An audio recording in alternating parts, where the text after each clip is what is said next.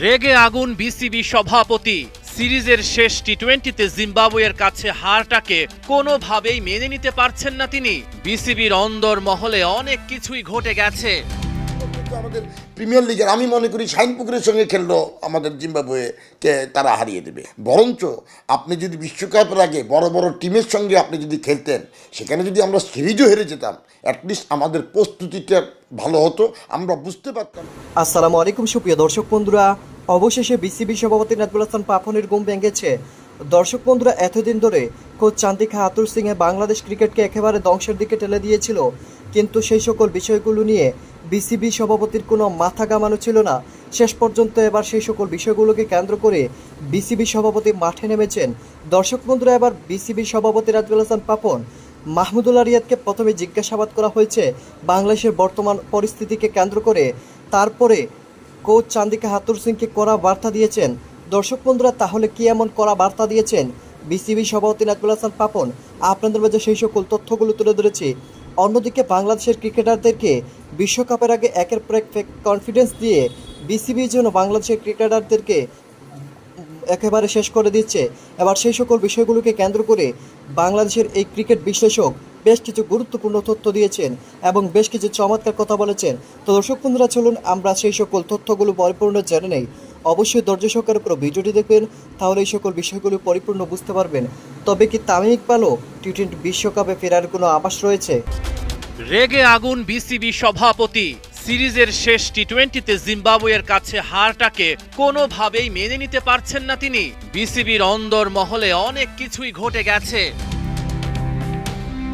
সমস্যা কোথায় খুঁজে বের করতে নাজমুল হাসান কাজে ঝাঁপিয়ে পড়েন চট জলদি। শেষ টি-20তে হাফ সেঞ্চুরি হাঁকানো Mahmudullah Riyad, head coach Hathurusinghe আর প্রধান নির্বাচক গাজী আশরাফ হোসেন লিপুকে জরুরি তলব। নিয়তির খেলা বোঝা বড় দায়।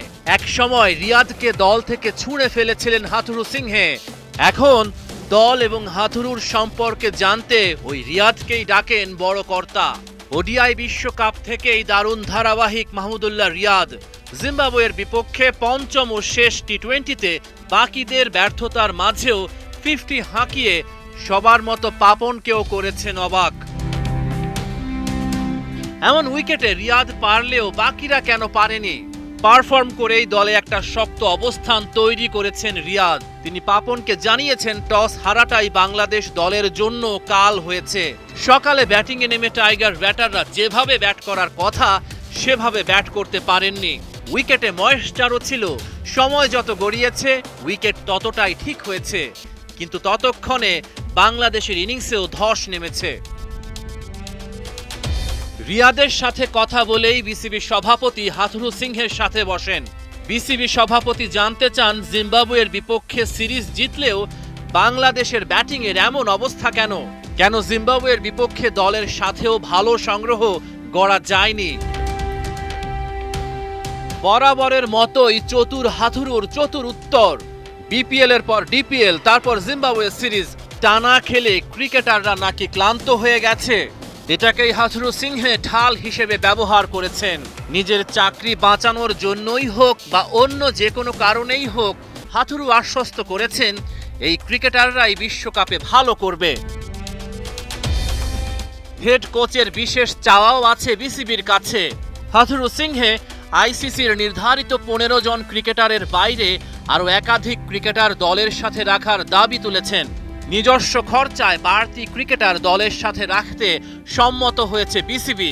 তবে নাজমুল হাসান পাপন সাফ জানিয়ে দিয়েছেন, আপনি যা চান তাই দিচ্ছি, কিন্তু আমি রেজাল্ট চাই। রিয়াদ আর পাপনের সাথে আলোচনা শেষে পাপন গুরুত্বপূর্ণ ইস্যু নিয়ে বসেন প্রধান নির্বাচকের সাথে। তাসকিন যদি বিশ্বকাপ দল থেকে ছিটকে যান তাহলে বিকল্প হবেন কে? বোর্ডের একটি সূত্র খেলা যোগকে নিশ্চিত করেছে শেষ মুহূর্তে যদি তাসকিন আহমেদ বিশ্বকাপ দল থেকে ছিটকে যান তবে হাসান মাহমুদকে নিয়ে বিশ্বকাপে খেলতে যাবে বাংলাদেশ দল। রিপোর্ট হাতে পেলে বোঝা যাবে জিম্বাবুয়ে তো আমাদের প্রিমিয়ার লিগের, আমি মনে করি শাহিনপুকুরের সঙ্গে খেললো আমাদের জিম্বাবুয়েকে তারা হারিয়ে দেবে। বরঞ্চ আপনি যদি বিশ্বকাপের আগে বড় বড় টিমের সঙ্গে আপনি যদি খেলতেন, সেখানে যদি আমরা সিরিজও হেরে যেতাম, অ্যাটলিস্ট আমাদের প্রস্তুতিটা ভালো হতো, আমরা বুঝতে পারতাম কোন কোন জায়গায় কাজ করলে পরে আমাদের এই বিশ্বকাপে বড় দলগুলোর বিপক্ষে ভালো করা সম্ভব।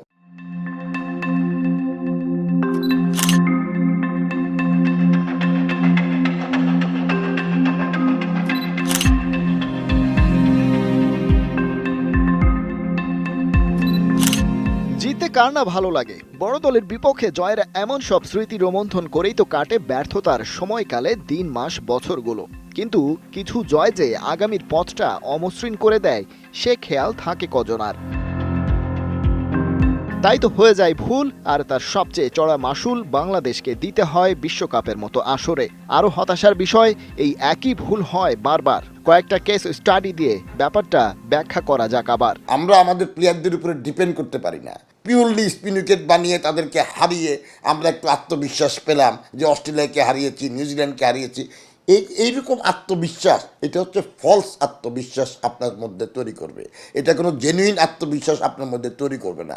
বরঞ্চ আপনি যদি বিশ্বকাপের আগে বড় বড় টিমের সঙ্গে আপনি যদি খেলতেন, সেখানে যদি আমরা সিরিজও হেরে যেতাম, অ্যাটলিস্ট আমাদের প্রস্তুতিটা ভালো হতো, আমরা বুঝতে পারতাম কোন কোন জায়গায় কাজ করলে পরে আমাদের এই বিশ্বকাপে বড় দলগুলোর বিপক্ষে ভালো করা সম্ভব। কেস নম্বর 1, সামনেই ছিল 2021 টি20 বিশ্বকাপ। তার আগে মাসখানেকের ব্যবধানে ইন্টারন্যাশনাল ক্রিকেটে দুই পরাশক্তি অস্ট্রেলিয়া আর নিউজিল্যান্ডকে মিরপুরের মাঠে ডেকে এনে ঘায়েল করার পরিকল্পনা আঁটে টাইগার টিম ম্যানেজমেন্ট। অস্ট্রেলিয়ার বিপক্ষে 5 ম্যাচের টি20 সিরিজে 4-1 ব্যবধানে জয় পায় টাইগাররা। তবে সেই ফলাফল ছাপিয়ে আলোচনার কেন্দ্রে চলে আসে মিরপুরের উইকেটের মান, যেটা ছিল আধুনিক টি20-র সাথে একদম বেমানান। সেই লড়াইয়ে ওভার প্রতি সর্বোচ্চ গড় রান ছিল 6.5-এরও নিচে। সর্বোচ্চ দলীয় স্কোর বাংলাদেশের, তবে সেটা 7 উইকেটে মাত্র 131। আইসিসির উইকেটে রানের ফোয়ারা ছুটবে সেটা মনে করিয়ে দিয়ে বিসিবির উইকেট চয়েসের তুমুল সমালোচনা সেই সময় হয়েছিল বটে, কিন্তু তাতেও কানে পানি ঢোকে না বোর্ডের। পরের মাসেই যে নিউজিল্যান্ড আসে, তাদের ক্ষেত্রেও একই পলিসির কোলে হলো ঠাই। টাইগাররা যে কোনো মূল্যে জিততে চায়। দর্শক বন্ধুরা, আপনারা হয়তো পুরো ভিডিওটি দেখে এবং এই সকল তথ্যগুলো জেনে অবশ্যই বুঝতে পেরেছেন, অবশেষে বিসিবি সভাপতি নাজমুল হাসান পাপন এবার মাঠে নেমেছেন এবং মাঠে নেমে বর্তমানের সেই সকল অস্থিরতা এবং বর্তমানে বাংলাদেশের ক্রিকেটারদের যে বেহাল পরিস্থিতি, সেই সকল বিষয় নিয়ে এবার কাজ করতে শুরু করেছেন এবং একের পর এক তদন্ত করে যাচ্ছেন। শেষ পর্যন্ত কোচ চান্দিকা হাতুরু সিংয়েরই এমন অবহেলা এবং এমন কেরামতিতেই বাংলাদেশ একের পর এক পিছিয়ে যাচ্ছে। তো দর্শক বন্ধুরা, আপনারা পুরো ভিডিওটি দেখে এবং এই সকল আলোচনাগুলো শুনে আপনাদের কাছে কী মনে হয়েছে অবশ্যই কমেন্ট করে জানিয়ে দিবেন। তো দর্শক বন্ধুরা, ভালো থাকুন, সুস্থ থাকুন। আল্লাহ হাফিজ। আসসালামু আলাইকুম রহমতুল্লাহি ওয়া বারাকাতুহু।